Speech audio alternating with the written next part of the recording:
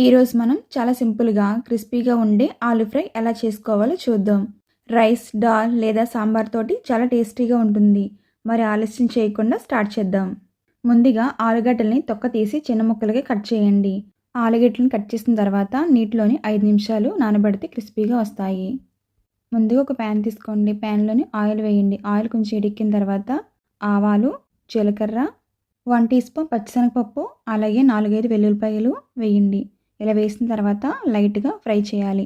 చిన్న చిన్న ముక్కలుగా కట్ చేసుకున్న ఉల్లిపాయలు, 4-5 ఎండుమిర్చి వేయండి. ఇలా కొద్దిగా ఫ్రై అయిన తర్వాత ఇప్పుడు కరివేపాకు కూడా ఉంటే వేసుకోండి. ఇలా వేసుకున్న తర్వాత ఉల్లిపాయలు బాగా వేగిపోవాలి. ఇలా వేగిన తర్వాత ఉల్లిపాయలు త్వరగా వేగాలంటే కొద్దిగా సాల్ట్ వేసుకోండి. ఇప్పుడు ఆలుగడ్డ ముక్కలు వేసి బాగా కలపండి.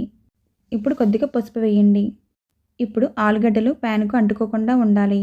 ఇలా కలిపిన తర్వాత మూత పెట్టి ఒక 7 నిమిషాల పాటు ఉడికించండి. అలాగే 2 టీ స్పూన్ కారం వేసుకోండి. కొద్దిగా జీలకర్ర పౌడర్, ధనియాల పౌడర్ వేయండి. ఉప్పు సరిపోయిందిలే చెక్ చేసి మళ్ళీ ఇంకొకసారి వేసుకోండి. ఇప్పుడు వేసి బాగా కలపండి.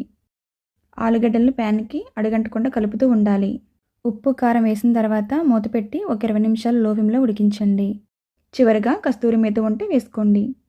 ఇలా వేసిన తర్వాత ఆలుగడ్డలు క్రిస్పీ అయ్యే వరకు ఫ్రై చేయండి.